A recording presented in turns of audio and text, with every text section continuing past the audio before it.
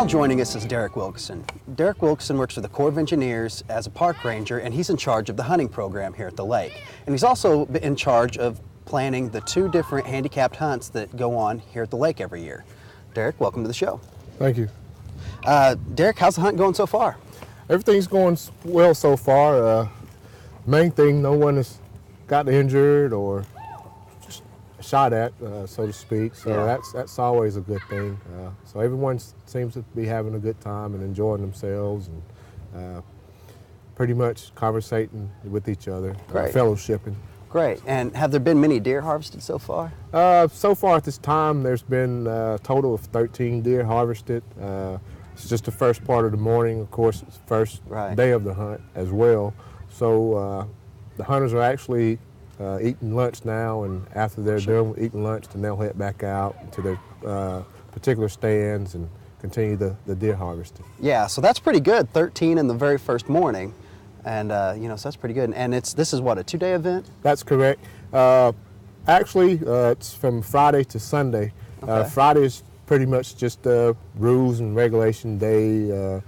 Bring the hunters in, get them signed in, and we'll pull for their stands, and then we'll give them the opportunity on that Friday to go out and look at their stands and determine how they want to set it up. And first thing Saturday morning, and we'll allow them to go out and be in their stands at daybreak.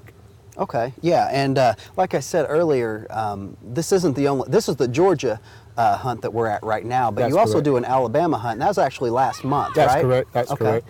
Yes, as Rocky had mentioned, we did the Alabama hunt first weekend in November over at Schaefer Herd Campground, which it's in Georgia, which we allowed the Alabama guys to come over and hunt due to the fact that Amity Campground remained open year-round. Sure. And Schaefer Herd was closed due to upgrades there, so we were able to bring them in the Schaefer Herd Campground and host a hunt there. Yeah, as well. yeah, it's usually, the Alabama hunt's usually in Amity, Correct. but Schaefer Herd kind of needed a break this year from right. camping, so, and plus, the deer population was getting pretty high in there, and they probably needed to be thinned a little bit. You're absolutely right. Right, great. Absolutely right. And, this event, it's going great, Derek. You did a great job in planning Appreciate it.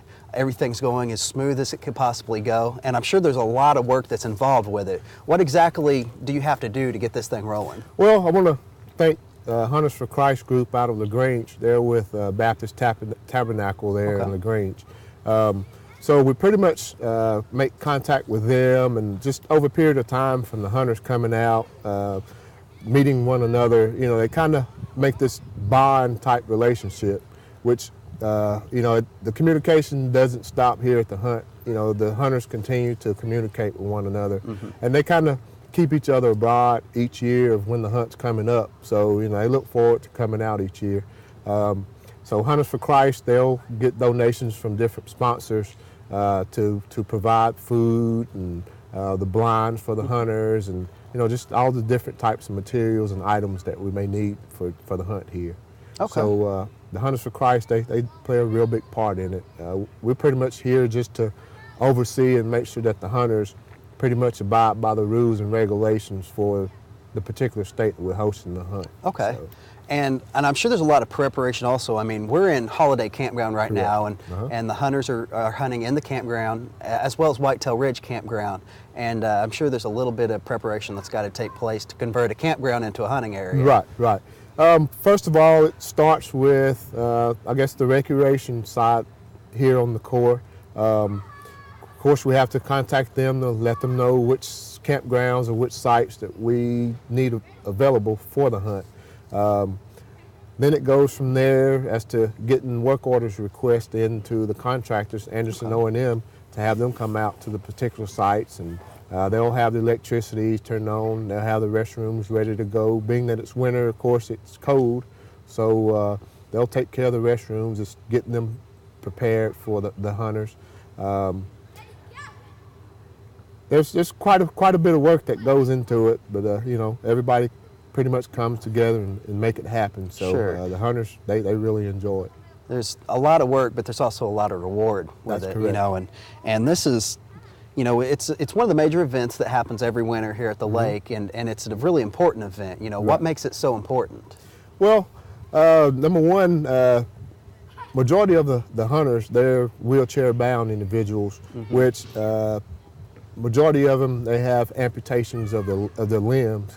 So there's not many places throughout the state, whether it's Georgia or Alabama, that offers areas to allow these hunters to have access to the woods, so to speak. So here at the campgrounds, we're able to bring them in and take them out and set them up on different sites where they are able to access them with their wheelchairs or the ATVs that they have designed. So you know, that's a pretty big part, and you know, the hunters enjoy it. They continue to come back each year. We get the same hunters each year, and as well as new hunters. Yeah. So it's a pretty well-known event. Yeah, and it's great for the hunters. Absolutely, they love it. They get the opportunity that they maybe wouldn't get at other times. But it's also good for the deer population, which you know, a lot of people probably don't realize that you know, if the deer get overpopulated, then disease comes into play and that sort of thing. So tell us a little bit about that. Yeah, pretty much all the areas around the lake, campgrounds, day use areas, are overpopulated with the deer herd, as Rocky mentioned. So with this hunt, we allow the hunters to come in and thin the doe population out. That's pretty much what we stress, to kind of take does more, so to speak, and thin the herd out. As Rocky mentioned as well, diseases are a big role as to thinning the deer herd. You know, without thinning the deer herd, yeah, that's a problem that might come up, right? Exactly. Yeah, but how's the deer population in this area? You know, I know we have a deer hunt here every year. Can you tell a difference than some other areas that don't get hunted? Well, this Safer Herd campground is a much smaller campground, which, as I mentioned earlier, we hosted the Alabama hunt. That area is populated as well, but here at Holiday, which is a much larger area, there's a lot more deer here in the area. We also allow them to hunt whitetail ridge, which is kind of connected to Safer Herd campground. So you know, we kind of bring them in and let them go out and sit on the stands until they kill the maximum number for that particular sitting. And then they'll have to come back to camp and go elsewhere. Sure. You know, I'm sure we've got some viewers that maybe might have a disability themselves or know someone that has a disability and might become interested in doing something like this. Is it full? I mean, is there room for more hunters? Is there room for growth? You know, we can always take more hunters. You know, the main key is to make sure that the individual hunter is a wheelchair-bound individual. You know, we really won't turn any hunters away that have a disability, but that's one of the things that we try and stress, is that the hunter is wheelchair-bound or has some type of disability.